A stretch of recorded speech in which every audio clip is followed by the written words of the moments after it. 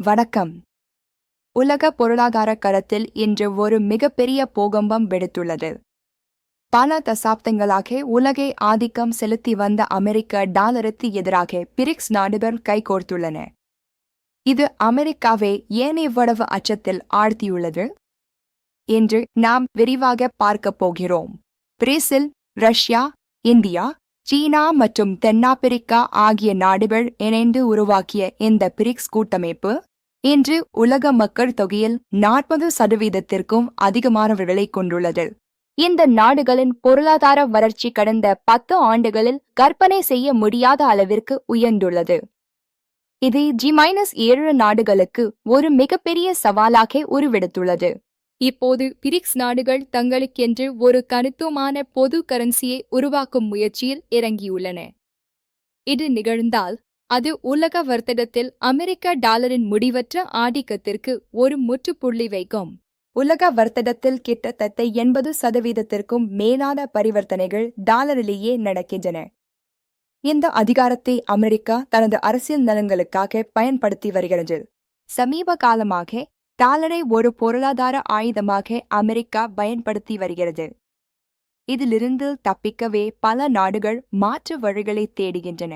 India தனது ரூபாயிலும் சீனா தனது யுவானிலும் பிற நாடுகளுடன் வர்த்தகம் செய்ய தொடங்கிவிட்டன. இதைத்தான் பொருளாதார நிபுணர்கள் டிடாலரைசேஷன் என்கிறார்கள்.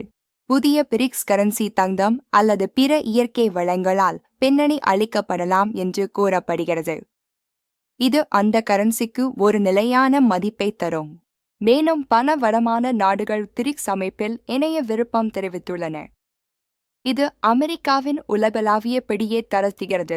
டாலரின் மதிப்பு குறைந்தால் அமெரிக்காவில் பொருட்களின் விலை தாறுமாறாக உயரும்.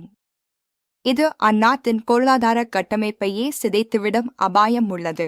முதலீட்டாளர்கள் டாலரை தவிர்த்துவிட்டு மற்ற கரன்சிகளுக்கு மாறினால் அது அமெரிக்க பங்குச் சந்தையில் மிகப்பெரிய சரிவை ஏற்படுத்தும். சீனாவும் ரஷ்யாவும் இணைந்து இந்த புதிய பொருளாதார ஒழுங்கை உருவாக்க தீவிரமாக செயல்பட்டு வருகின்றன. இது அமெரிக்காவின் மேலாதிக்கத்திற்கு நேரடி அச்சுறுத்தல். இந்தியா இந்த விவகாரத்தில் மிகவும் கவனமாக செயல்படுகிறது. நமது நாட்டின் பொருளாதார நலன்களை காக்க அதே சமயம் உலகளாவிய உறவுகளையும் பேணுகிறது. டிஜிட்டல் நாணயங்களின் வருகை இந்த மாற்றத்தை இன்னும் எளிதாக்குகிறது. பிரிக்ஸ் நாடுகள் தங்கள் சொந்த டிஜிட்டல் தளங்களை உருவாக்கி வருகின்றன. அமெரிக்க மத்திய வங்கி டாலரின் மதிப்பை காக்க வட்டி விகிதங்களை உயர்த்தி வருகிறது.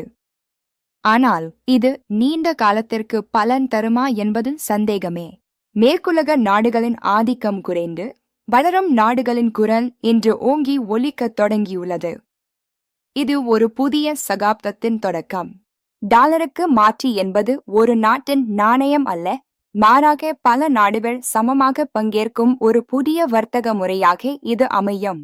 இந்த மாற்றங்கள் சாதாரண மக்களின் வாழ்க்கையிலும் எதிரொலிக்கும். சர்வதேச பொருட்கள் மற்றும் சேவைகளின் விலை இதனால் மாறுபடலாம். ஆனாலும் பல நாடுகள் இணைந்து ஒரு கரன்சியை நிர்வகிப்பது என்பது மிகவும் கடினமான செயல். இதில் பல அரசியல் மற்றும் தொழில்நுட்ப சிக்கல்கள் உள்ளன. பொருளாதார பலம் மாறும்போது அது உலக அரசியலிலும் பெரிய மாற்றங்களை கொண்டு வரும். இராணுவ மற்றும் ராஜதந்திர உறவுகள் மாற்றி எழுதப்படலாம். தனிநபர் அல்லது தனிநாட்டின் ஏகபோக உரிமை முடிவுக்கு வருவது உலகிற்கு ஒரு சமமான வாய்ப்பை தரும் என்று பலரும் நம்புகின்றனர்.